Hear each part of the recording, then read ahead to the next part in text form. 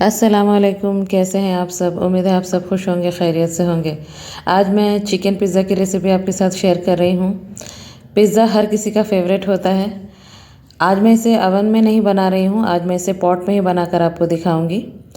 इंशाल्लाह कुछ टिप्स और ट्रिक्स आपके साथ मैं शेयर करूँगी, जिन्हें अगर आप फॉलो करें तो आप बिल्कुल अवन में जिस तरह परफेक्टली बेक होता है पिज़्ज़ा, उसी तरह से आप इसे पॉट में भी बना सकेंगे।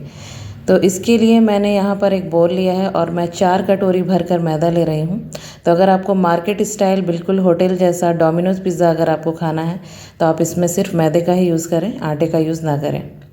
तो 4 कटोरी मैदा लिया मैंने, आप भी कोई कटोरी मेज़र के लिए ले लीजिए। और अब मैं इसमें डाल रही हूँ 1 टीस्पून नमक और 4 टीस्पून मैं लूँगी चीनी, क्योंकि मैं इसमें 2 टीस्पून ईस्ट शामिल कर रही हूँ। तो इसका अंदाज़ यही है कि आप 1 टीस्पून ईस्ट में 2 टीस्पून चीनी डालेंगे। तो मैंने 2 टीस्पून ईस्ट लिया, तो मैंने 4 टीस्पून चीनी डाला। तो अब ईस्ट को बहुत अच्छे से हम मैदे में अच्छे से मिक्स कर लेंगे। और अब हम इसमें तेल शामिल करेंगे। तो मैं इसमें 4 टेबल स्पून भर कर ले रही हूँ रिफाइंड ऑयल।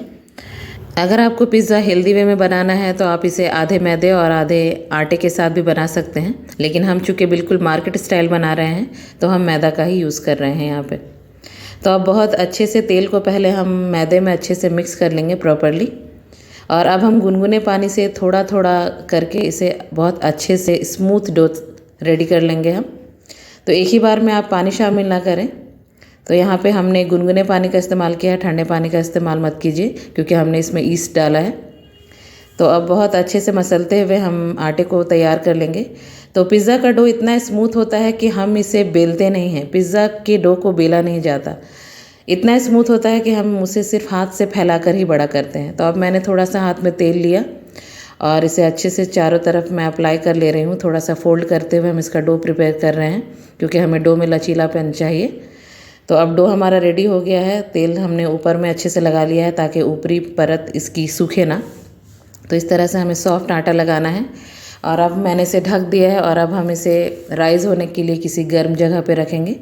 तो जितना हो सके बिल्कुल गर्म जगह पे इसे रखिए आप। तो अब हम पिज़्ज़ा सॉस की तैयारी कर लेते हैं। तो यहाँ पर मैंने पैन लिया है और मैं इसमें 2 टेबल स्पून मैंने रिफाइंड तेल डाला। और अब मैंने 1 टेबल स्पून भर कर लहसुन के जवे लिए हैं, खड़े जवे ही लिए हैं, क्योंकि हमने पिज़्ज़ा के सॉस को हमें पीसना है। तो आप चाहे तो चॉप करके भी ले सकते हैं। अब लहसुन को हमें बहुत ज़्यादा ब्राउन नहीं करना है, बस थोड़ा सा सॉटे किया मैंने इसे। और अब मैं इसमें डालूँगी 1 बड़े साइज़ का प्याज कटा हुआ मैं ले रही हूँ। अगर आप मीडियम साइज़ के ले रहे हैं तो आप 2 मीडियम साइज़ के प्याज शामिल कर सकते हैं। तो प्याज को भी हमें यहाँ पर गोल्डन ब्राउन नहीं करना है, बस थोड़ा सा ये पिंकिश हो जाए, थोड़ा सा ट्रांसपेरेंट हो जाए, प्याज सॉफ्ट हो जाए थोड़ा। तो अब इस स्टेज में हम इसमें डालेंगे टमाटर। तो टमाटर यहाँ पर मैं ले रही हूँ 5 मीडियम साइज़ के कटे हुए। तो पिज़्ज़ा सॉस के लिए आप कोशिश कीजिए कि बिल्कुल लाल वाले टमाटर का सिलेक्शन कीजिए और थोड़ा जूसी टमाटर हों। तो अब टमाटर जल्दी से सॉफ्ट हो जाए, मैंने इसमें 1 टीस्पून नमक डाला।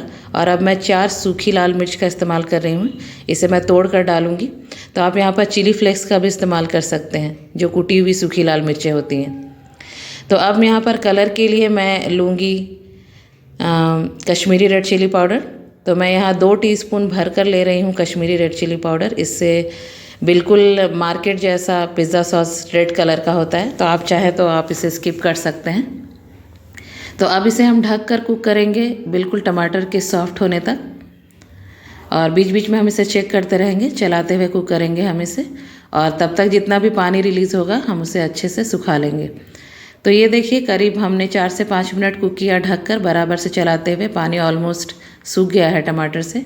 टमाटर बहुत अच्छे से सॉफ्ट भी हो गए हैं। स्पैचुला से इस तरह से दबाते हुए आप चलाइए। तो अब इसमें मैं डाल रही हूँ इटालियन हर्ब्स। तो मैं फ़िलहाल मेरे पास सिर्फ ऑरिगेनो थी, तो मैं ऑरिगेनो डाल रही हूँ। और अब मैं डाल रही हूँ 1 टीस्पून नींबू का रस और 1 टीस्पून मैंने शामिल किया चीनी। तो चीनी मैंने टमाटर के खट्टेपन को बैलेंस करने के लिए डाला है। आपकी मर्ज़ी हो तो डालें, अदरवाइज़ आप स्किप भी कर सकते हैं। और अगर आपके पास इटालियन हर्ब्स में थाइम हो तो आप थाइम भी शामिल कर सकते हैं थोड़ा सा, या अगर आपके पास इटालियन मिक्स हर्ब हो तो उससे आप डाल सकते हैं। तो अब पानी ऑलमोस्ट सूख चुका है और पिज़्ज़ा सॉस भी रेडी हो चुका है। मैंने फ्लेम बंद कर दिया है और अब इसे हमें कम्प्लीटली ठंडा करके पीसना है। तो आप इसे बिना पानी शामिल किए ही पीसिए। तो अब हम यहाँ पे स्टफ़िंग की तैयारी कर लेते हैं। तो मैं यहाँ पर ले रही हूँ 2 टेबलस्पून रिफाइंड ऑयल। तो अब मैंने यहाँ पर लिया है बिल्कुल 100 ग्राम जैसा मेरे पास है चिकन। तो मैंने छोटे छोटे क्यूब्स में से काट लिया है, बिल्कुल छोटे टुकड़ों में। तो अब इसे हम अच्छे से फ्राई कर लेंगे। तो हमें स्टफ़िंग की पूरी प्रोसेस तेज़ फ्लेम पे ही करना है। फ्लेम हमारा हाई ही है। चिकन को बस हम थोड़ा सा सॉटे करेंगे, बस जब चिकन का कलर थोड़ा सा चेंज हो जाए। तो लगभग देखिए चिकन वाइट हो गई है, इसका कलर चेंज हो गया। तो अब इसमें हम कुछ सूखे मसाले ऐड करेंगे। तो पहले मैं इसमें डाल रही हूँ सिर्फ 1 टीस्पून लहसुन अदरक का पेस्ट। तो लहसुन अदरक का पेस्ट को थोड़े से हम अच्छे से भून लेंगे कच्चापन जाने तक। और अब इसमें हम डालेंगे बिल्कुल 1 पिंच मैं ले रही हूँ हल्दी पाउडर। और अब इसमें मैं डालूँगी 1/2 teaspoon Kashmiri red chilli powder. तो मैं इसमें तीखी वाली लाल मिर्ची नहीं डाल रही हूँ, क्योंकि पिज़्ज़ा ज़्यादा तीखा नहीं होता। और अब मैंने इसमें डाला नमक। तो आप अपने टेस्ट के अकॉर्डिंग डालिए। तो अब बिल्कुल हमें इसे चलाते हुए सॉटे करना है। तो अब इसमें मैं डाल रही हूँ बिल्कुल थोड़ा सा गरम मसाला पाउडर मैंने लिया 1/4 टीस्पून। और थोड़ा सा मैं ले रही हूँ भुना हुआ ज़ीरा पाउडर। अब इन सब को डालने के बाद मैं अच्छे से भून लूँगी। तो पहले मैं इसमें थोड़ा सा पानी शामिल कर दे रही हूँ ताकि मसाले हमारे जले नहीं। तो अब बराबर से इसे अच्छी तरह से चलाकर हम इसे अब ढक कर कुक करेंगे। तो फ्लेम हमारा हाई ही है, क्योंकि क्यूब्स बहुत छोटे पीसेस कटे हुए हैं चिकन के, तो इसे सॉफ्ट होने में टाइम नहीं लगेगा। तो अब देखिए बिल्कुल 1-1.5 मिनट के अंदर पानी बिल्कुल खुश्क हो गया है और चिकन भी बहुत अच्छे से सॉफ्ट हो गई है। तो अब साथ में हम शिमला मिर्च डाल दे रहे हैं और गाजर कटी हुई मैं ले रही हूँ इसमें। और थोड़ा सा मैं प्याज कटा हुआ ले रही हूँ, 1 मीडियम साइज़ का प्याज है। तो सबको मैंने एक ही साथ चिकन में ही डाल दिया, क्योंकि हमें इसमें सब्जियों को कुक नहीं करना है। बस मकसद हमारा ये है कि बस थोड़ा सा इसे हम तेज़ फ्लेम में सॉटे कर ले रहे हैं, क्योंकि हम इसे अवन में नहीं बना रहे हैं, पॉट में बनाएंगे। तो सब्जियाँ थोड़ी सी क्रंची हो जाएंगी इसी वक्त, और थोड़ी सी जब हम इसे बेक करेंगे तो ये डन हो जाएगी फुल्ली। तो अब इसमें बिल्कुल थोड़ा सा मैंने सॉल्ट डाला, नमक डाला। और अब हमारी स्टफ़िंग रेडी है, तो हम इसे ठंडा कर लेंगे। तो आप इसे फ्रिज में रख दीजिए ताकि सब्जियों की कलर जो है, उसकी रंगत जो है वो बरकरार रहे। तो अब देखिए यहाँ हम डो को चेक कर लेते हैं। हमारा आटा इस तरह से राइज़ हुआ है कि देखिए चारों तरफ से आटे निकल गए हैं। देखिए बहुत अच्छे से राइज़ हुआ है, इसकी जाली बहुत अच्छे से बनी है। तो अब फिर से हम इसे पंच डाउन कर लेते हैं और बहुत अच्छे से हम इसे गूँधेंगे। तो इस तरह से देखिए ये आटे में, पिज़्ज़े के आटे में इतना लचीलापन होता है, ये देखिए कि जब आप हम इसे बहुत अच्छे से मसल कर गूंथते हैं तो उसकी ये पहचान हो जाती है कि जब इस तरह से हम डो को स्ट्रेच करते हैं, खींचते हैं, तो डो हमारी टूटती नहीं है। तो इस तरह से डो हमारा लचीला होना चाहिए पिज़्ज़ा का, तब हमारा परफेक्ट पिज़्ज़ा बनता है। तो अब पिज़्ज़ा जिस ट्रे में आपको बनाना है आप उस ट्रे को ले लें। तो मैं यहाँ पर प्लेट ले रही हूँ, स्टील की प्लेट है। तो अब इस डो को मैं 2 हिस्से में डिवाइड कर ले रही हूँ। तो एक हिस्सा मैं अभी ले रही हूँ, इसे अच्छे से रोल करते हुए हम प्लेट में रख रहे हैं। तो प्लेट में थोड़ा सा मैं बताना भूल गई, हल्का सा ऑयल मैंने ग्रीस कर लिया है प्लेट में। तो अब बाकी का जो डो बचा है हम इसे बाद में प्रिपेयर करेंगे। तो इस डो को हम फैलाएंगे हाथ की हेल्प से। तो थोड़ा सा हम तेल हाथों में अप्लाई कर लेते हैं और अब हम इसे बहुत अच्छे से इवनली फैला लेंगे। तो इस तरह से हमें बिल्कुल अच्छे से बराबर फैलाना है, चारों तरफ एक सा होना चाहिए। तो इस तरह से हम डो के जो एजेस होते हैं उन्हें इस तरह से उठाते हुए थोड़ा सा फैलाएंगे हम, क्योंकि जब हम बेक करते हैं तो साइड के हिस्से ही पहले, पिज़्ज़ा के जो डो होते हैं वो साइड में ही पहले जल जाते हैं। तो इसकी भी ये ट्रिक है कि ये इस तरह से करने से हमारा पिज़्ज़ा इवनली कुक होगा। तो अब इसे हम ढक देते हैं 5 से 6 मिनट के लिए, क्योंकि थोड़ा सा डो राइज़ हो जाए तब हम इसे पिज़्ज़ा सॉस अप्लाई करेंगे इसमें। तो इस तरह से देखिए सॉस मैंने पीस कर रेडी कर लिया है, मैंने इसमें बिल्कुल पानी शामिल नहीं किया था। तो मैं इसमें एक जार में ट्रांसफ़र कर देती हूँ इसे, क्योंकि हम इसे इस जार में रख कर फ्रिज में रखेंगे तो 1 महीने तक पिज़्ज़ा सॉस ख़राब नहीं होती है। तो आप इसे फिर कभी भी इन फ्यूचर यूज़ कर सकते हैं। तो इस तरह से आपको सॉस को दरदरा पीसना है, बिल्कुल फ़ाइन पेस्ट नहीं करना है।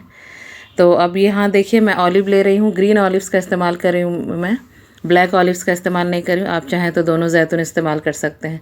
तो यहाँ हमारी सारी चीज़ें रेडी है। तो अब यहाँ पर मैं ले रही हूँ 200 ग्राम मोज़रेला चीज़ है, तो मैं इसे ग्रेट करके रेडी कर लेती हूँ। तो अब देखते हैं हमारा डो 5 से 6 मिनट मैंने इसे रेस्ट दिया था।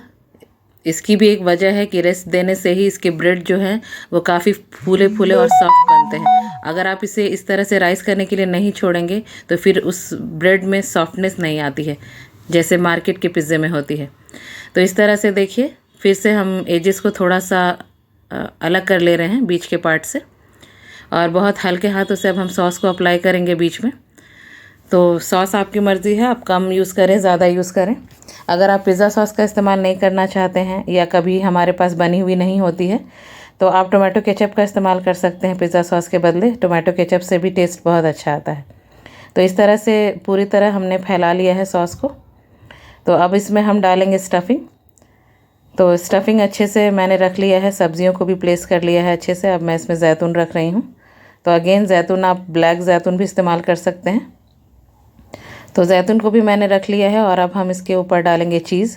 तो छोटे छोटे मैंने चीज़ के क्यूब्स को बचा कर रखे थे, पहले क्यूब्स को मैं ले रही हूँ और अब हम ग्रेटेड किए हुए चीज़ को पूरा फैला देते हैं ब्रेड के ऊपर। तो इस तरह से मैंने पूरा मोज़रेला चीज़ को अच्छे से ऊपर स्प्रेड कर लिया है। और अब थोड़ा सा बिल्कुल आप हाथ की हेल्प से हल्का सा प्रेस कर सकते हैं चीज़ को, ताकि थोड़ा सा अच्छे से चीज़ बैठ जाए। बिल्कुल हल्के हाथों से हमें प्रेस करना है। और अब मैं स्प्रिंकल कर रही हूँ थोड़ा सा रेड चिली पाउडर, आप चिली फ्लेक्स का भी इस्तेमाल कर सकते हैं। और थोड़ा सा मैं डाल रही हूँ ऑरिगेनो। तो इन सब को डालने के बाद अब हम इसे बेक करेंगे।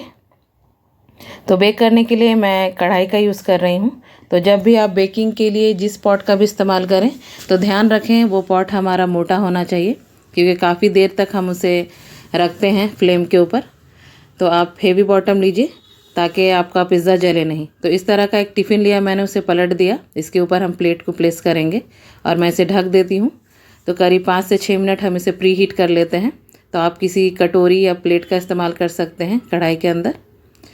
तो अब 6 से 7 मिनट के बाद कढ़ाई हमारी अच्छे से गर्म हो गई है। अब केयरफुली मैं प्लेट को रख रही हूँ। तो इस तरह से अच्छे से प्लेट को रखने के बाद अब मैं इसे ढक देती हूँ। और अब इसमें सबसे इम्पॉर्टेंट जो बात है, आपको फ्लेम का ध्यान रखना है, क्योंकि मैंने टिफ़िन जो ली है वो मेरी हाइट में काफ़ी ऊंची है। तो मैं फ्लेम को बिल्कुल मीडियम पे रखूँगी शुरू से आखिर तक।